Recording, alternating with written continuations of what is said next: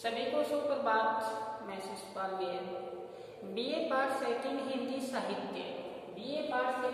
साहित्य रीतिकालीन काव्य प्रथम प्रश्न पत्र के अंतर्गत हमने केशवदास के जितनी भी रचनाएं थी उस पर हमने चर्चा की। आज हम नया टॉपिक शुरू करने जा रहे हैं महाकवि भूषण और जो उनका प्रथम पद है गणेश वंदना, गणेश स्तुति, उसके बारे में आज चर्चा करेंगे। तो आपका थोड़ा आंकलन हो जाए। हमारा पाठ्यक्रम है उसमें सिर्फ एक बचा है, कौन सा? जो महाकवि भूषण है। ये हम 2 दिन में निपटने का अभ्यास करेंगे, क्योंकि केशव में बहुत दिन हमने व्यतीत कर दिए। काफी रामचंद्रिका में पद थी, इसलिए हमारा समय ज़्यादा लगा। कुछ ये ऑनलाइन वीडियो के माध्यम से हमारा समय ज़्यादा लगता है, क्योंकि ये साहित्य में हम जब तक श्याम पट पाठित करके आपको समझाया नहीं जाए तब तक हम आगे बढ़ ही नहीं सकते। तो चलिए हम चर्चा करें। जैसे आपसे पूछी जाएगी व्याख्या, जैसे आपसे पूछे जाएंगे प्रश्न, छोटे प्रश्न 2 अंक के, बड़े प्रश्न 4 प्रश्न पूछे जाएंगे, उसमें 2 करने पड़ेंगे और वो भी कितने अंक के हैं? वो है 20 अंक का, तो महत्वपूर्ण है। व्याख्या पूछी जाएगी 7 करनी है 5 और 8 अंक की 1 है, 40 अंक की व्याख्या है। तो हमने साथ में क्या किए थे, प्रश्न भी याद किए थे कौन कौन से। जैसे कोई भी हमारी व्याख्या की उसका एक प्रश्न हम आपको मैंने बार बल दे के एक बात को समझाया है कि ये व्याख्या है, साथ में व्याख्या भी याद करनी है और प्रश्न में आएगा तो उसमें भी हमें याद करना पड़ेगा। तो मैं समझता हूँ कि मेरे कहे हुए मत के हिसाब से चले हो आप। जैसे आपसे मैं पूछूं कि कहत नटत रिज्जत खिज्जत मिल्लत लज्जात भरे भवन में करत है नैनन सुबात, तो ये जो दोहा है ये किसका है बताएगा, सोचे। तो ये दोहा जैसे ही नाम लिया तो आपको पता चला कि ये तो सर आपने जून जुलाई में करवा दिया था। तो ये पद है बिहारी का। बिहारी ने भक्ति नीति और श्रृंगार के जो पद लिखे हैं उसमें आया था। भक्ति में कौन सा है? जैसे मेरी भव बाधा हरो राधा नागरी सोई, मेरी भव बाधा हरो राधा नागरी सोई, जातन की जाही पड़े श्याम हारी मूर्ति होई। ये तो था पहला पद उनका बिहारी का। इसी प्रकार से नीति का भी है, श्रृंगार तो भरा पड़ा है इनका। श्रृंगार के कितने पद है, एक पद की हमने व्याख्या की थी। तो कहते हैं कि निशी अंधियारी नींद पट्टू चली पिए गी है, क्यों दुराए क्यों दुरे दीप सिक्का सीधे। ऐसे मुख्य क्या होने चाहिए आप कि प्रीतम के लिए मिलने गई थी, रात को अंधेरे में क्यों गई थी कि लोक लाज के कारण कुछ समाज के लोग देखने ले।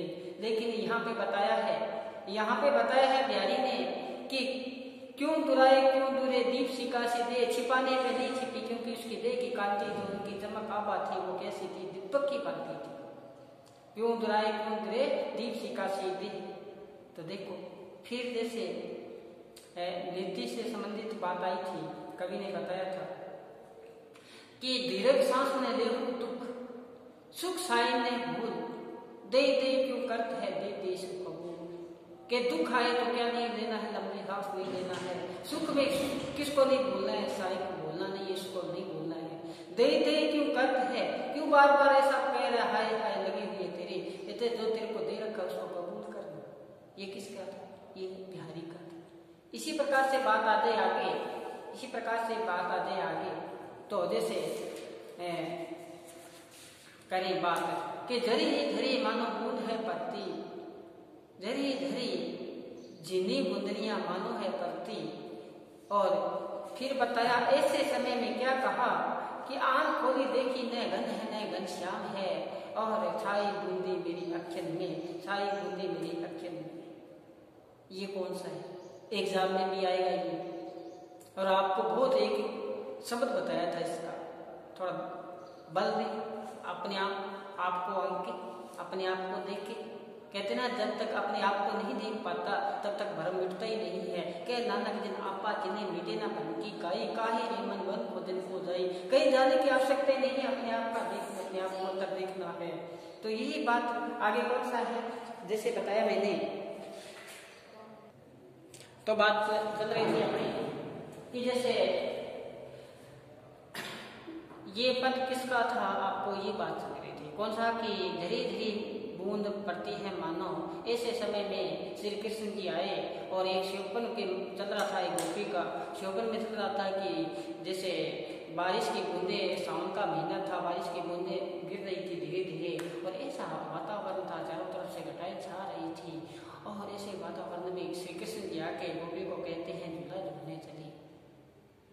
तो क्या है, गोपी को इतना खुशी, इतनी आनंदित हुई, क्या कहती है गोपी, तो गोपी कहती है आन कहो मोसो झूला झूलने चले आजो। तो उसने क्या कहा, फूलों ने समाती मगन में, ऐसा आनंद से प्रफुल्लित हुई। जैसे ही वो अपने शयन से उठना चाहिए तो कहते हैं सोए के भाग मेरे सो जागे हुए भाग क्या हो गए, सो गए, देखा न तो घन है न घनश्याम है, और क्या हुआ आंखों में सुधारा है। देखो जब योग में ऐसा योग हो, ऐसा योग में अश्रुधारा बहे, नींदों में अश्रुधारा बहे, उसको कहते हैं प्रेम। उसको क्या बोलते हैं, प्रेम।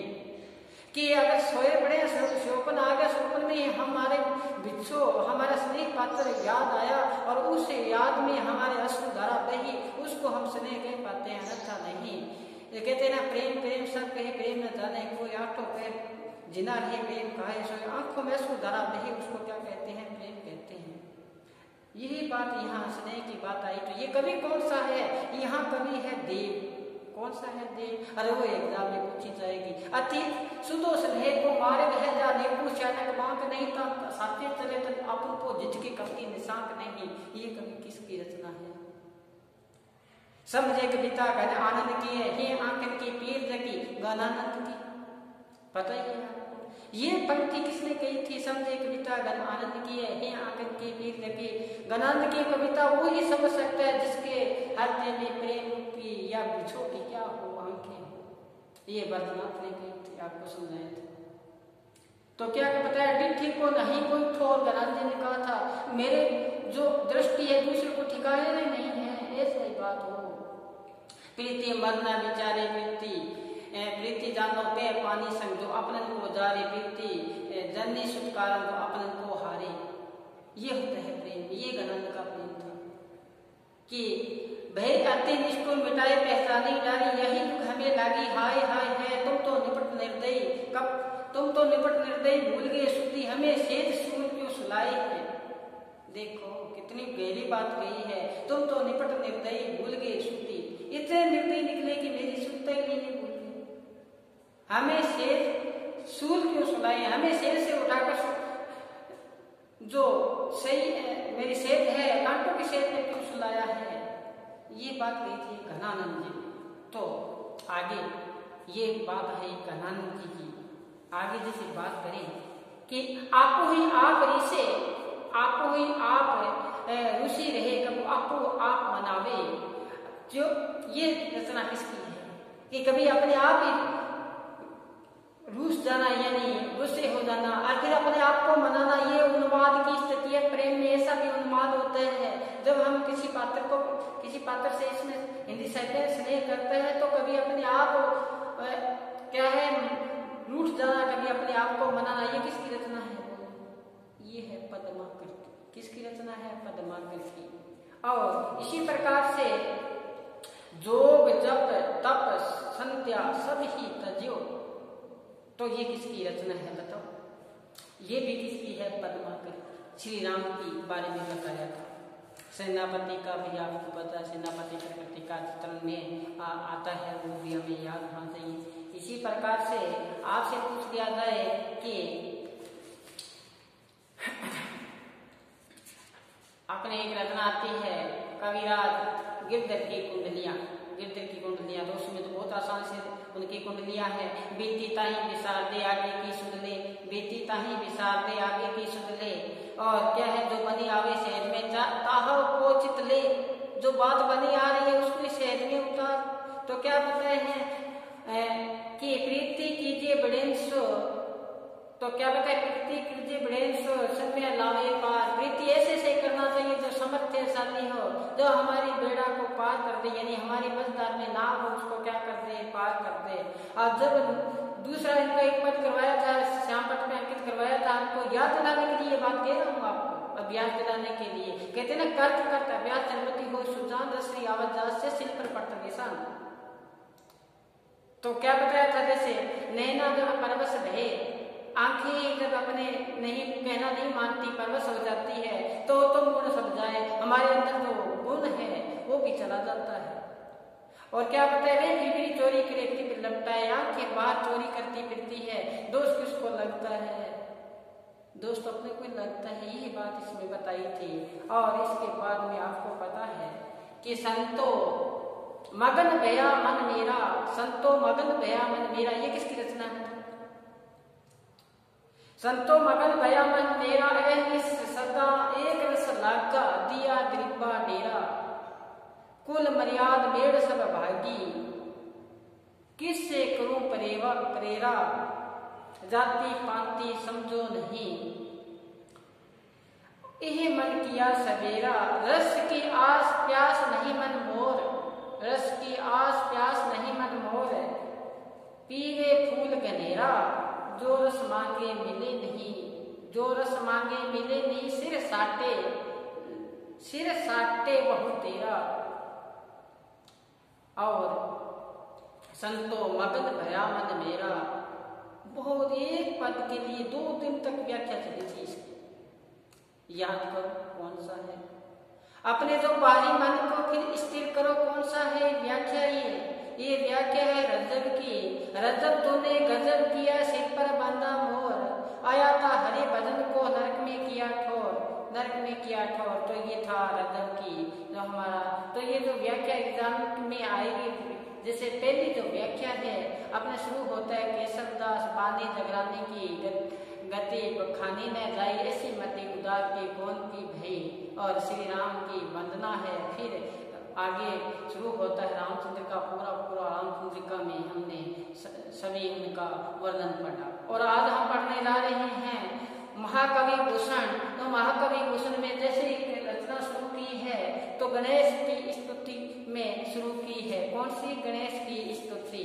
जब भी हम कोई कार्य करते हैं तो सबसे पहले हम श्री गणेश जी का नाम का क्या करते हैं, जाप करते हैं, सिमरण करते हैं। तो आने वाला समय है उसमें किसी प्रकार का क्या नहीं पड़े, विघ्न नहीं पड़े, इसलिए यहाँ महाकवि कौन भूषण है उन्होंने भी स्तुति की है किसकी?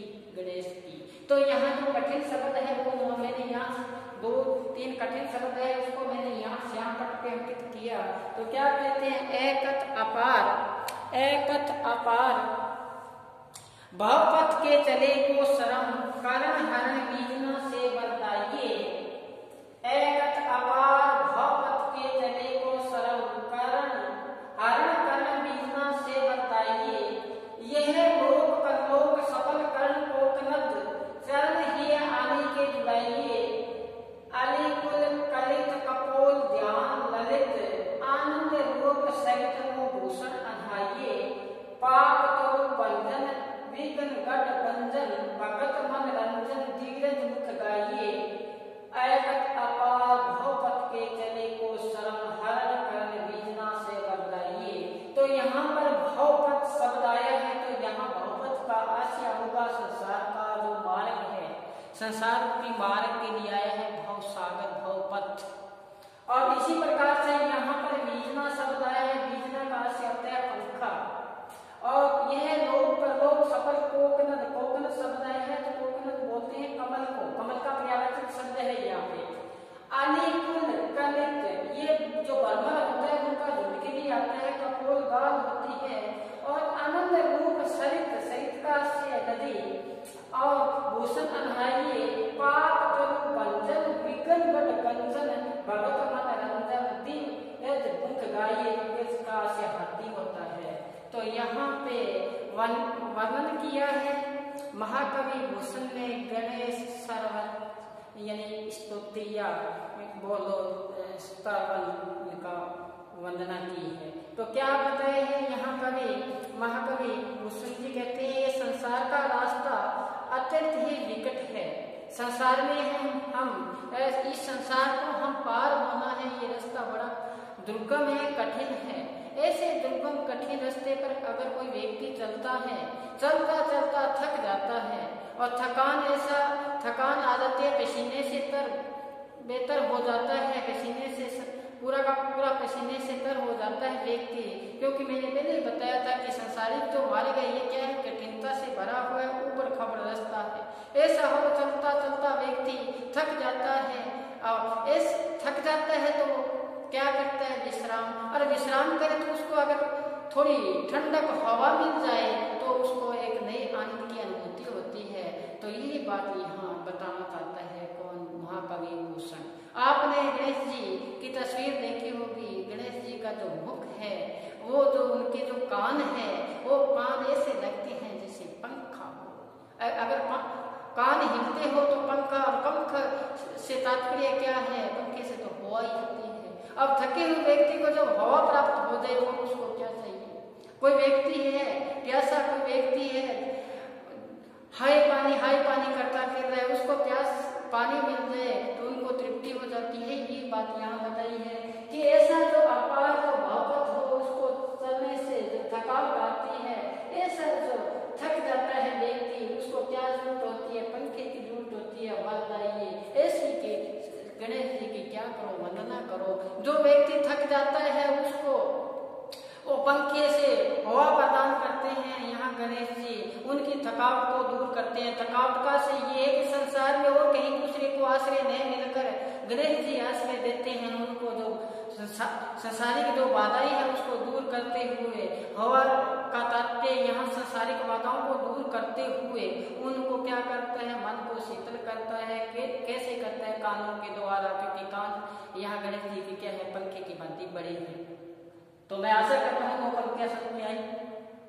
फिर क्या बताया आगे लिखना, ये है लोक परलोक सफल करण कोकनद चरण ही आने के जुड़ाइए। ये गणेश जी है, ये यहाँ भी है और परलोक में भी। लोक और परलोक दोनों जगह ये क्या करने वाले हैं, सहायता करने वाले हैं। लोक परलोक सफल कोकनद, ये कहते हैं कि लोक परलोक में भी अपने क्या करने वाले हैं, सहायता करने वाले हैं। आज हम इस संसार में हैं, संसार छोड़कर जानने के बाद परलोक में जाएंगे, वहीं भी हमारी मदद करेंगे। कौन, गणेश जी। यहाँ मेरे महाकवि भूषण, क्योंकि गणेश जी के जो पेड़ है, चरण है उनका, वो कैसे है, कमल के समान है। उनको हृदय में सदैव क्या रखना चाहिए, उनके हृदय को क्या, उनके पैरों को सदैव क्या करना चाहिए, नमन करना चाहिए, क्योंकि उनके पैर ही चरण रूपी क्या है, कमल है। देखो उनको कहते हैं द्वार धनी का पड़ा रहे, धक्का धनी का खाए, कभी तो धनी निवास इधर चले न जाए। यानी यहाँ कहने का शेर है कवि का, महाकवि भूषण का, कि जो गणेश जी है उनके चरण रूपी जो कमल है उनमें ही हम सदैव क्या करें, निवास करें। और ये क्यों करें, क्योंकि लोक और परलोक में हमारी क्या करने वाले हैं, सहायता करने वाले हैं। फिर क्या बताया है, अनिल मैंने बताया इसका से बर्मद होता है। अनंत रूप सहित वो भूषण अघाइए, कहते हैं कि गणेश जी हैं, उनके जो कहते हैं कि मुख से ऐसी खुशबू व्याप्त होती है कि बर्मर उनके पास में मंडराते रहते हैं। बर्मर कहाँ मंडराते हैं, फूलों पे मंडराते हैं। तो कहते हैं इनके भी कानों के द्वारा इतनी खुशबू व्याप्त होती है कि बर्मर का झुंड पूरा का पूरा वहां उनके पास मंडराता है। ये तो जो आनंद के रूप है, कौन, गणेश जी। ये तो आनंद के रूप रूपी जो क्या है, यहाँ पे आनंद रूपी जो नदी है उसमें ही स्नान कीजिए। आनंद रूपी नदी में सदैव हमें क्या करना चाहिए, स्नान करना चाहिए गणेश जी।